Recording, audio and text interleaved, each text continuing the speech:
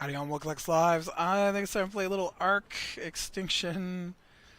If I can talk anyways. Alright, I'm gonna get me some food here. We're gonna go see if we can find that cave. Now, somewhere is supposed to be the entrance to the chamber to spawn a Titan. And I saw a picture of it, so I kind of know what it looks like. And so now that I've got an Enforcer again, not a great Enforcer, but it's an Enforcer, he'll need some levels to really get going. But I'm sure we can earn some levels while we're out and about today. At least as soon as I make it outside the city anyways. Seems pretty tame inside the city at the moment.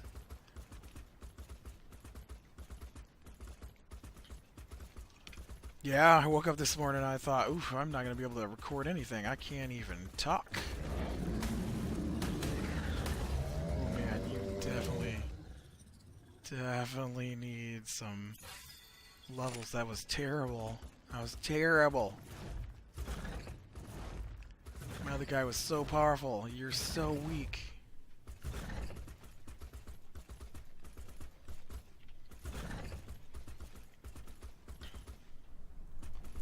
Oh, yeah. I was like, why is everything so shiny? Because I forgot to tweak the bloom out of my game again. I don't know if I needed the gamma so much, but that's what killed my last one was Stego.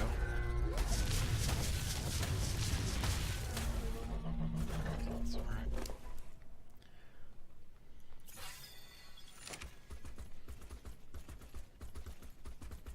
Oh. Shoot.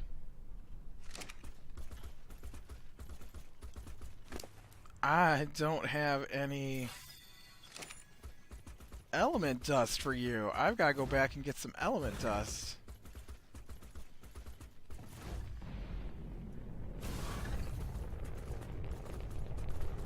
Can't be out here without element dust for your fuel.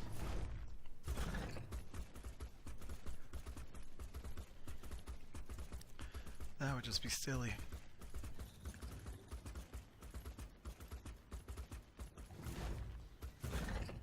Yeah, I was trying to remember. I had a story I was going to tell in my video yesterday, and I didn't get to it. I was trying to remember what it was.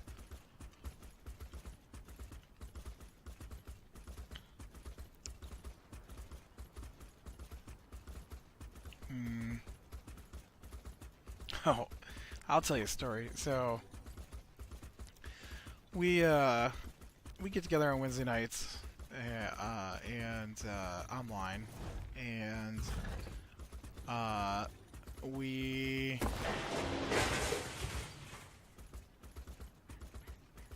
I don't know if that's enough to keep you going though. We might want to get a little bit more here.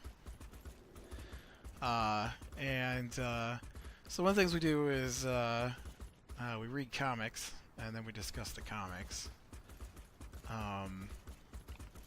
Which is really less we discuss the comics and more the guy who likes to listen to himself gives us his opinion and then wants to move on to the next comic. And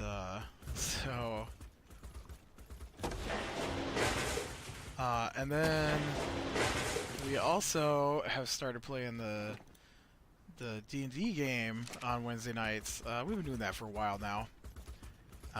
And so the one guy, he works in the morning, and so he can't stay late. Honestly, I probably wouldn't play on Wednesday nights if I was him, because I couldn't function on that little amount of sleep. Like, we play till midnight, and he has to be up at like 5 in the morning. I couldn't do that. Couldn't do it. And so the problem is though is he doesn't get home until like whatever he does. He doesn't get home till like 9, or he's not available until like 9 to play the game. And so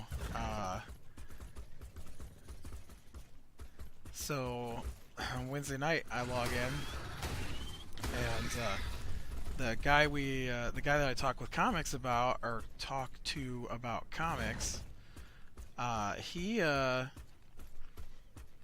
all ready to start on the comics about 8:30, and we've been trying to get him done before we do the D&D stuff. That way we're not having to hang around after D&D to deal with that stuff. And so it's okay. You can power up your stamina there, man. I don't have a problem with you doing it. And so we do the comics, and he had actually posted like 2 hours earlier that whenever I was ready, he was ready to do the comics. And can we do it? Can we defeat a mecha? Oh yeah, we totally defeated the mecha T-Rex.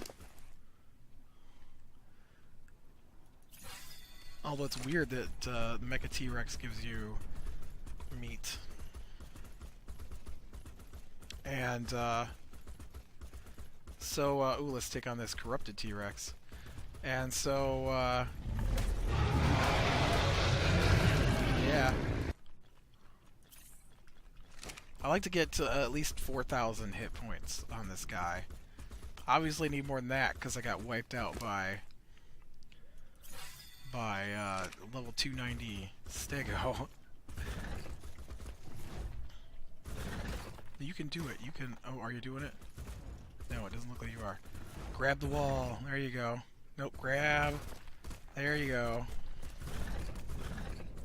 And so the other guy logs in, and we finished talking about the comics because we were just about finished when he logged in.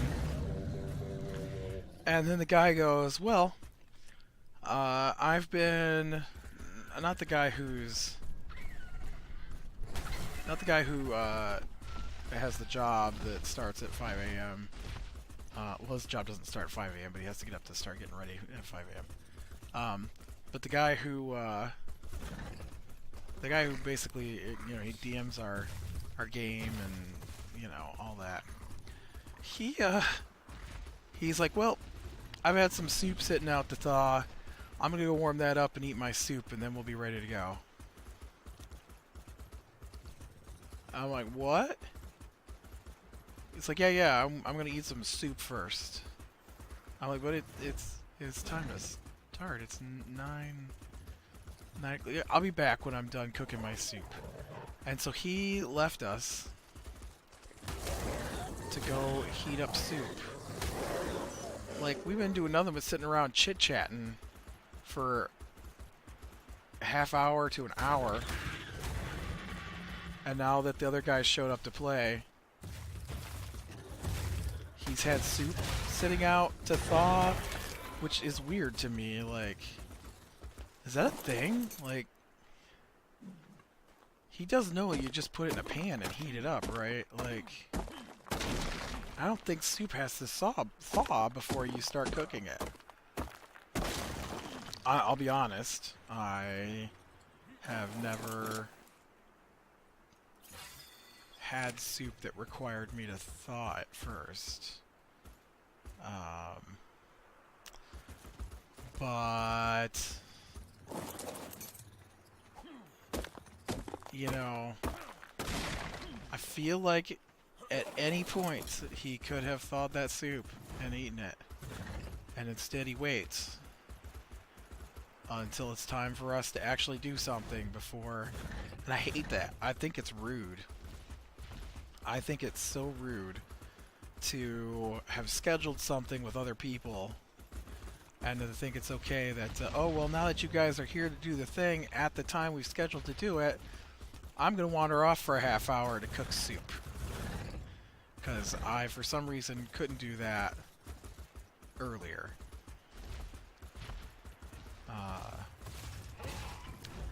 Not that this guy has any sense of what's rude and what's not rude. I mean, he does make phone calls while we're supposed to be doing stuff.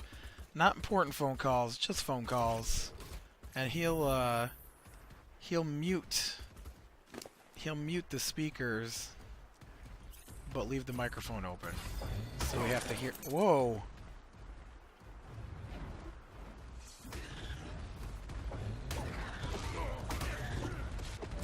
Get off my guy!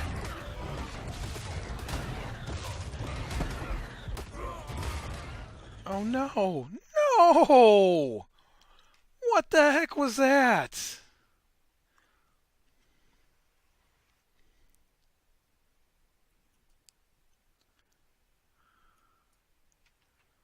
What the heck was that? I just got killed by level 5 dinosaurs.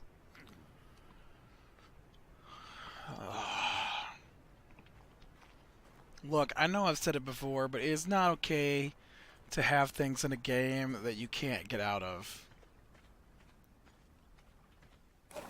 Alright, let's go get my stuff, Hadrosaur.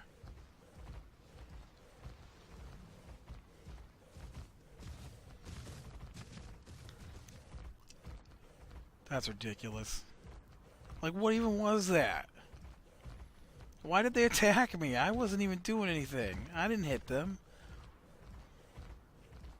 I mean, I did after they somehow knocked me off my Enforcer and scooped it up and wouldn't let it go. That's dumb. That's dumb game mechanics. This game has some terrible game mechanics.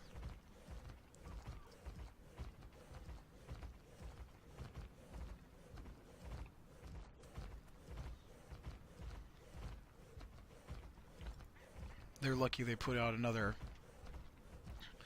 DLC to check out, because I was about to check out of this game.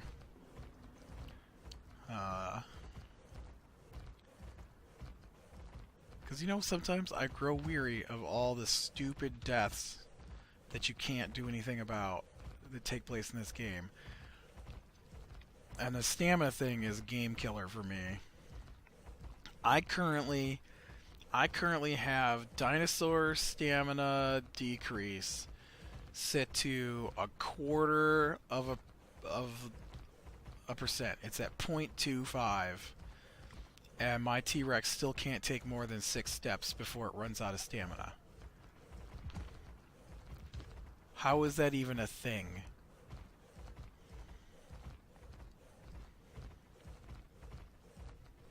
It's dumb. You either need to increase the speed of the dinos or stop this stupid runs out of stamina thing. Like, I get if they're fighting. Like, I guess that's the thing. Running should not cost stamina. Fighting should cost stamina. I get that. Maybe if they're overweight, it costs stamina. But if it's not overweight and you're just moving, it shouldn't cost stamina. I hate to tweak it so that they don't drain it all, but I think I'm going to have to.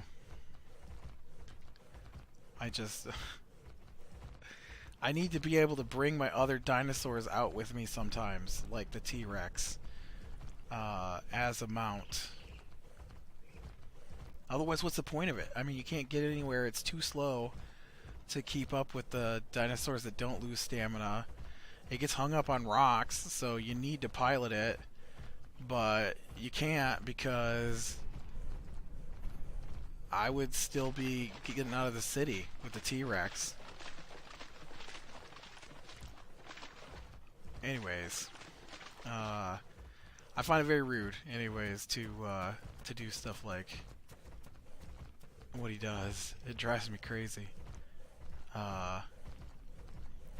Seriously, he'll be like, oh, I gotta make this phone call. I just got an email, I gotta make this phone call. He doesn't do anything important. He does not have an important job.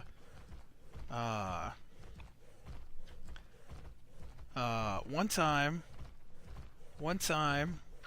he said he had to stop and make a phone call because he got the new policy list on some changes at his job, and so he had to call his boss to complain about it at like 11:30 at night. I'm like, isn't that something you could wait till tomorrow, or like while you're at your job? Do you really think that I want to sit here for an hour while you have a conversation with your boss? One time, because he doesn't mute the microphone, so you can hear his end of the conversation. One time he muted us while we're supposed to be playing D&D to walk someone through. Often you can hear the other part of the conversation too, because when he talks on his cell phone, he talks on it like it's a speakerphone, and he holds it way away from his head with the volume up really loud. But one time he put us on mute so that we couldn't speak to him, and had a 45-minute conversation with someone who asked if a certain font was loaded into the word processor they used at his work. And so they told him that, because he's like the IT guy, that next time he's there, if he would please load the font for them. And instead, we had to sit through 45 minutes of him walking this person through how to get their own font. Like, it was an email. They emailed him and said, hey, I can't find the font, so tomorrow when you're here, could you please install the font I need? And then, no, that's a 10:30 at night phone call to waste our time. It's ridiculous. Where did I die? Guess I'm not there yet.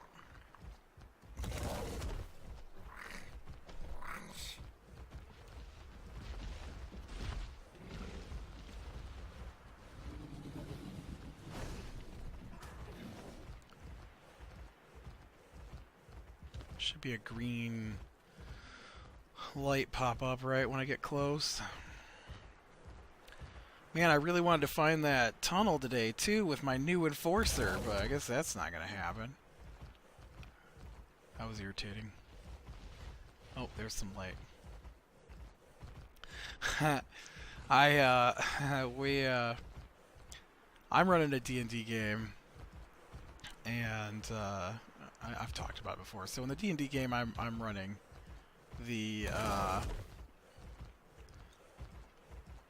it's set in a post-apocalyptic world, and so the group are on their way to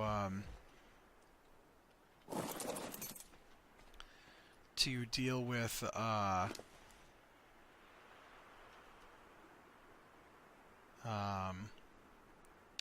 some stuff that's going on. Oh man, I'm so out of everything important. It's weird that you don't get a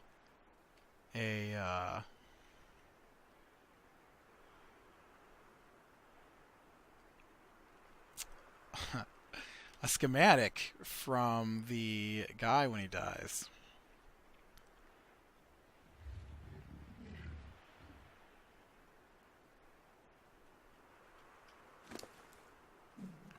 I guess I should throw all the rest of that on the ground, right?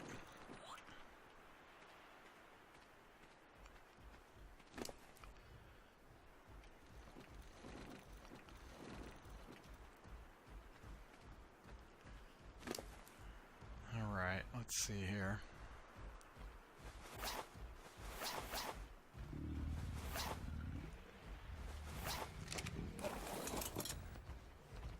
Oh, hey, we're not overloaded. I was worried we'd be overloaded.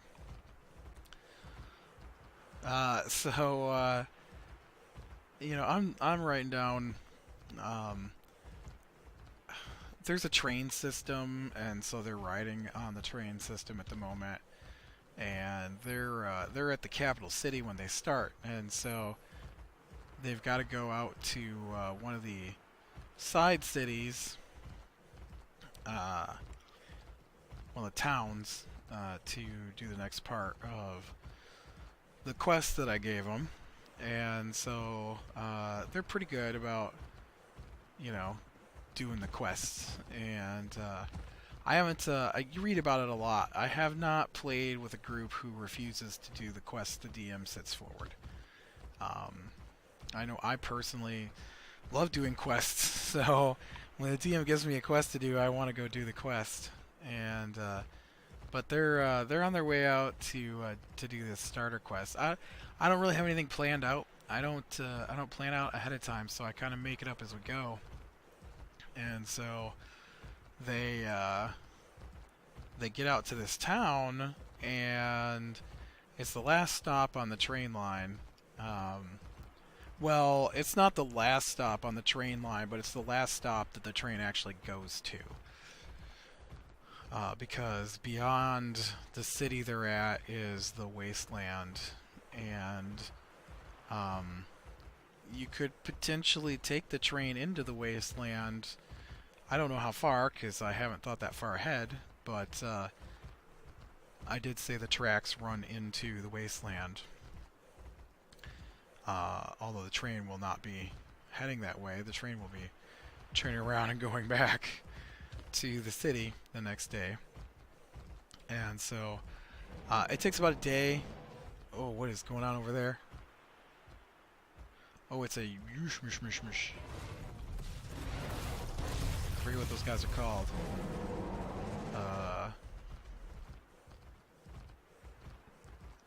Just keep running, dude. Just keep running. And so I had told them that they'd have to get a ride from the town where the train stops out to the actual town they got to go to, because the train does not go that direction. I mean, you know, it's like real life, right? The trains don't run to every city. They should, but they don't.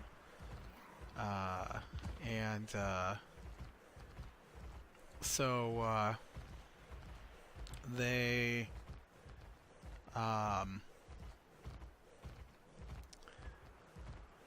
if we're lucky someday they will, but they maybe not every city.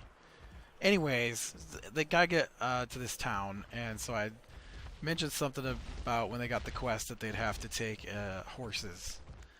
And so when they get there, and I'm telling them what it looks like and all that, you know, I'm not seeing this tunnel that I figured would be pretty visible. It's a mechanical looking tunnel. It might be down in, I think there's some crevices down below.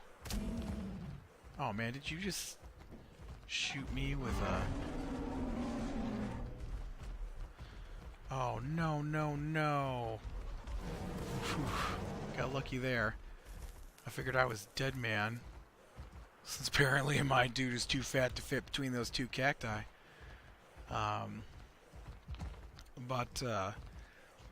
So I was like thinking, well, I told him horses, but if this city is important enough that people will be traveling to it, or this town, then I would imagine that there's probably like a you know, a system set up, and it's not just rent horses, because what are you gonna do with the horses when you get to the other end? You know, I mean, that was just that's a pain. And so I'm like, oh, I know. I'll say, you guys know that you can rent coaches to take you to the next city. a coach, right? A stage coach is what I meant. I don't think they just like a stage coach is a. Oh, jeez. I thought that thing was getting me. A stagecoach is you know, kind of a specific instance of a coach, horse-drawn carriage, whatever. And so I'm like, yeah, you guys know that you can rent a coach to take you to the city or the town. And and so one of the players is like, "What do you mean by rent a coach?" And I'm like, "What does he mean by what do you mean rent a coach?" And I realized he thinks I mean coach, as in coach my sports team. Uh,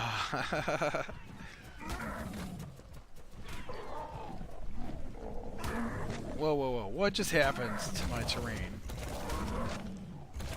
I thought you were playing with that other thing. Get out of here. I know there's like a thing, but I thought I was going to come out of this on some flat terrain facing the city I'm trying to get back to. There we go. But yeah, I thought that was pretty funny. I'm like, oh no, I mean like a stagecoach. Like, you can take the stagecoach from the one town to the other. I don't mean like you're gonna get someone to be like, run faster, get those knees up.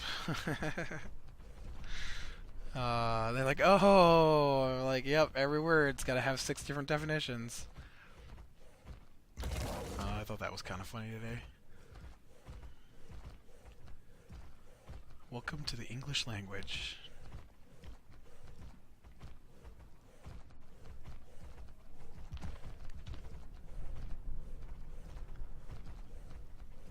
Alright. Yeah, I still waiting to find out. I was pretty excited.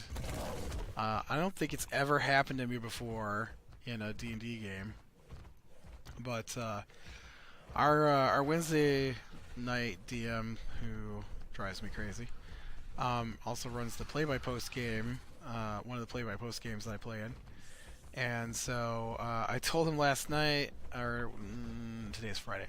I told him Wednesday night when we got done with our in-person game that he needed to update the online email-based game, and so he did. And then I just got irritated because nothing he does follows the rules.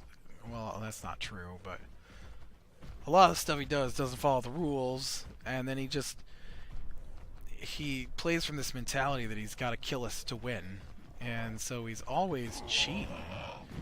And last night, or Wednesday night, was a great example of cheating. And so we're trying to travel through the jungle. Trying is the word. Like, the whole campaign is supposed to be this searching through ruins in the jungle thing, but we haven't got anywhere. We've been playing for, man, it must be months at this point, and we have not made it from the first place we stopped at to any other place because we've been in the jungle in game for 8 days. Out of game, it's been a month that we've been on day 8. And so we get attacked by goblins, and he can't follow the simple thread that one character rolls one thing and another character rolls another, and so he gets all confused as to which, and it's all right there together. We're using Discord, so it's not like he's got to look through multiple emails. They're literally in a thread together, and everything is from the person's name. So, you know, I have 2 characters I play, and so I'm like, alright, so character 1, he does this. Character 2, he does that. And he's like, okay, so character 1 rolled this, and so character 2 I'm like, wait, what? Because you just said that you see that my character 1 rolled that thing, and now you're saying character 2 is going to respond based off of the number that got rolled by character 1? That's not, no. I'm like, you're mixing up my characters. And he's like, oh, yeah, yeah. And so he writes something else. I'm like, no, that's a totally different roll you told us to make. The roll is actually up above that, and it's a 25. He's like, right, it's 25. And so he says that I see these goblins coming in, but somehow they managed to get right up to me anyways. And now I have been trying not to look in the books. I did on our last campaign, but I've been trying not to. But every time something like this happens, I have to go see what he's doing wrong. Because the way he is using the rules isn't the way you're supposed to use the rules. But sometimes there are exceptions to the rules. And I'm like, this is just too weird not to be something he's either screwing up or has changed because he wants us to die. And so the book says if you roll higher than a 16, you have enough time to wake your party and fight the goblins that are coming in. I rolled a 25. 25 is higher than a 16. Somehow, not only did I not see the goblins before they make an attack, I saw the goblins coming in, but they made an attack anyways. So somehow did I not only not make an attack in the first turn, but I had to use my entire turn to shout for my party to wake up, which in the rules is a free action, meaning it doesn't cost you anything to speak. And somehow he twisted that all around so that he took 2 turns against us. And now he's saying that also he does all his rolling off screen, so we can't see the actual numbers he rolls, and so he always rolls super high. Like it's really rare for his numbers not to be below a 20. Very rare for them to be below a 20, I mean. He constantly is rolling 24s, 28s, you know, and then you look up the creatures, and it's like they couldn't get a 28 if you gave it to them. They don't have the stats for that. That's not like you're randomly changing everything, and that's not how they work. And he doesn't even come close to understanding how the system works in regards to making the creatures more powerful. And so like we don't get bonus experience from being that much more powerful than they should be or anything like that. And so especially in this one, because we don't even get experience. We just level up when he decides we level up. Alright, so I'm going to have to make a new guy. Obviously my level 41 apprentice just keeled over dead. I'm wondering if I shouldn't just go make a level 1 guy and level it up. Let's I'm going to run out real quick here. Well, I'm not, because I'm trapped somehow. What the heck was that? I got hung on the wall. I couldn't move. So we got these goblins anyways that come out. And so they get this thing called pack tactics. So if they're within 5 feet of one of their own guys, they get advantage on their attacks. And so these goblins stack on top of each other, which may be the dumbest thing I've ever seen. And he didn't write it. It's actually in the book. But it's stupid. And so they become basically a single character. Alright, so I need 50 crystal, 500 element dust, 60 metal ingots, 20 oil, and 30 polymer. So the element dust is going to be the most difficult thing to get my hands on.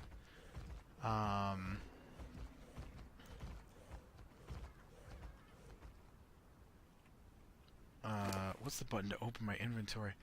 I know I just had metal on me. I wanted to see how much I got, but I must have put it in the vault. And so he rolls like 26 for the goblins to hide, which is way higher than they can actually roll. Actually, I think they can roll a 26, but they have to get a nat 20, and so they roll a 26 and a 24, and then the goblin boss that's with them has rolled a 24 and an 18, so none of us can see them. We can't even fight them. And so it's not, I don't understand, like, why he thinks that's okay, that we can't see them. And so, I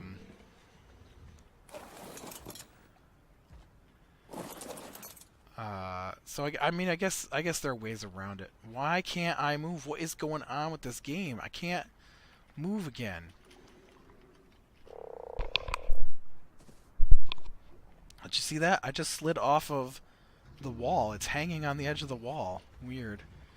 Alright, so how much more metal do I need then? 43 in there. That is not where I cook up metal. None in there. None in there. Alright.